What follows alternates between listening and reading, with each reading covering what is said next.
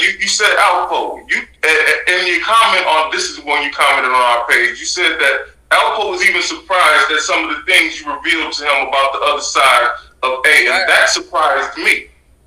Can you elaborate a little bit more on that? Yep, he was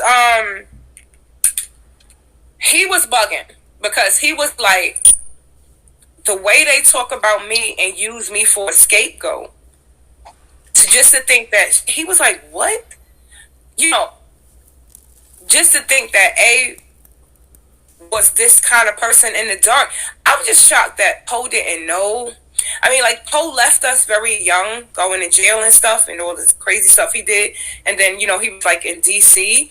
So the extent of Azie's behavior that he probably was conscious of was him like having sex with so many people like all the time, like every night, because of like who he was. So he had the power to manipulate lots of young women. But I didn't know, but I don't think that Poe realized what he was doing, like on a deep, dark, personal level. But he was just shocked. He was shocked, you know, because Poe had a lot of self-pity things going on with him. You know, even though, you know, when he's on them interviews, he does all that. But mostly he's fragile. He's dead now. But he was a kind of fragile person. And he did not like the image that they tried to make him as. It was like he was torn. It's like he was enjoying the praising part, but it's like he didn't like being called a snitch and like this animal killer person, which obviously he was. But he didn't like that. He kind of like had a hard time like facing that. I should have pulled up the synopsis. I mean, I could show you. I got his signature. Maybe I'll do another live with you. I'll show you. He signed a contract with me. Mm-hmm. Yeah, I'll show it to you. I'll give it to you. I'll give it to you. I won't give it to anybody else. I want to help your channel, and I just want to make a statement.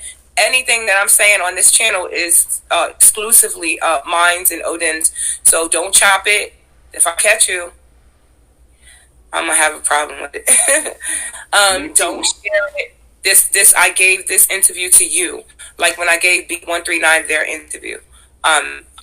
Especially those huge blogs, you cannot have this conversation with you and your followers. Yeah, so I do not give authorization or permission for it to be shared.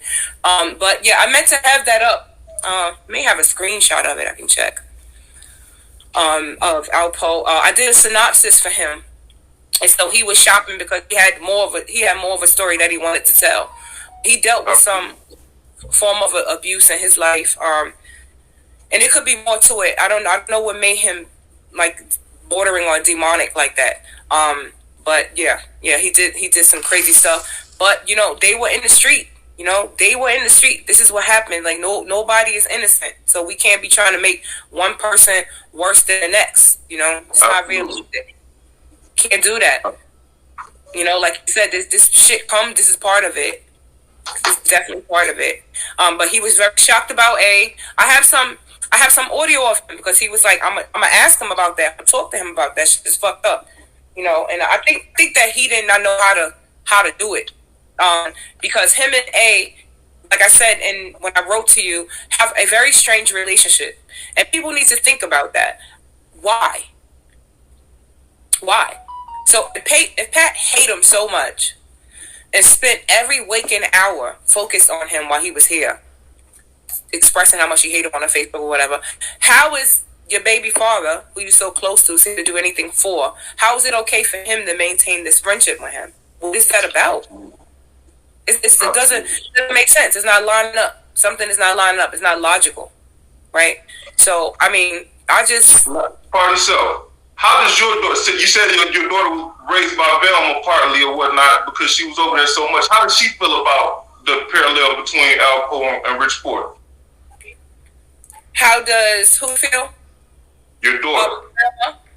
Oh, my daughter? How does she feel about the parallel between Alpo and Richport? Like you were just saying, how Azie can sit there, how he can do business with Alpo or whatnot, when it's financially beneficial to himself. And his sister spent all that time hating him.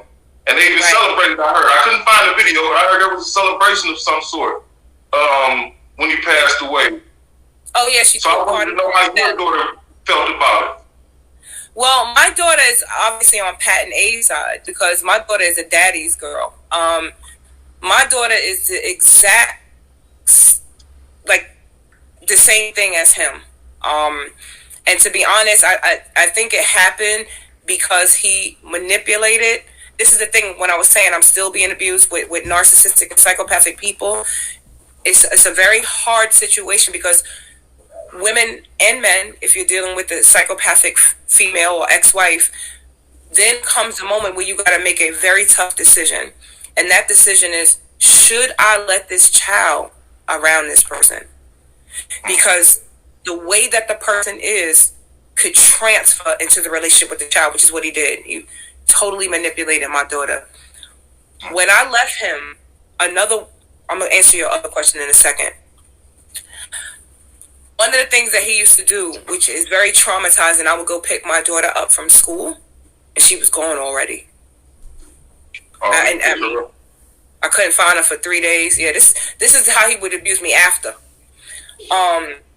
He kept intervening, and then I got tired. And I remember Pat telling me, "I understand. Don't worry. I got her. You go live your life." He kept disrupting my life by kidnapping my child, taking her out of the school. I mean, I was tired. I was young. I was just tired. And that's another reason why Pat and her mother was able to get such a frontline position in front of my daughter, particularly the one by A.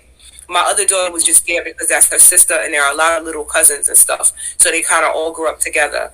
Now, to answer, I heard about the party and celebration that Pat threw when he died. I can't say whether or not that gave her some type of closure.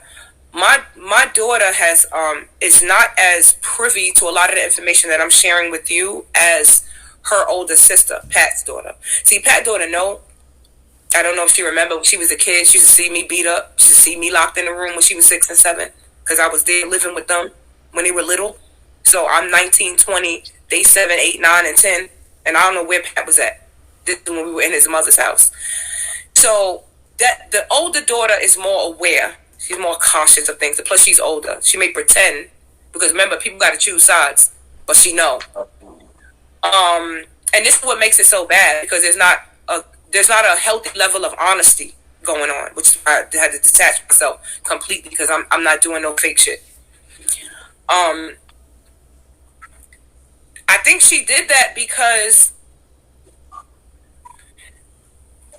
these people are always in acting mode for the camera and stuff. Because that can't be authentic. I don't know, how do you celebrate the death of someone? I really don't know. I mean, how do you equate that with being good? No matter what, like, all of this was horrible. So I don't think like that. So I don't see it as something that should be celebrated. He's dead. That's fucked up. Everybody dead. That means that's the end of such a horrible chapter. But does that really bring closure? Do you think that is the communication from our Father God? You think God is saying, I killed him because Richard? No, that's not what happened. Right. It don't have, some people get so caught in the bubble till they lose sense of reality. Richard wasn't the only person affected by Alpo. Tens and 20s of many people were. And I'm sure it was the same the other way around with these drugs and all this stuff that happened. So that celebration, in my view, is just, one more thing for the toxic ass culture, one more thing for the books. Because it's not even logical, right? It's not even logical. I don't even see people who family members got killed by a serial killer having a party when the serial killer gets the death penalty. I mean, it's just ghetto. So I really don't know what that's about. And I'm sure my daughter was around, not because she has any feelings for it or either way, just because she's young and she just there. She doesn't have any feelings for it either way. She doesn't know. She doesn't know. She doesn't know. I did a really good job for much what I could do of keeping her sheltered in the suburbs for a long while. First it was the kidnapping, and then I got her in the suburbs. But he was one of the people that he don't go away. He's parasitic. So I had to share her with him. You know, Right. he was coming to my door. Like, it was just ridiculous. And so that's that.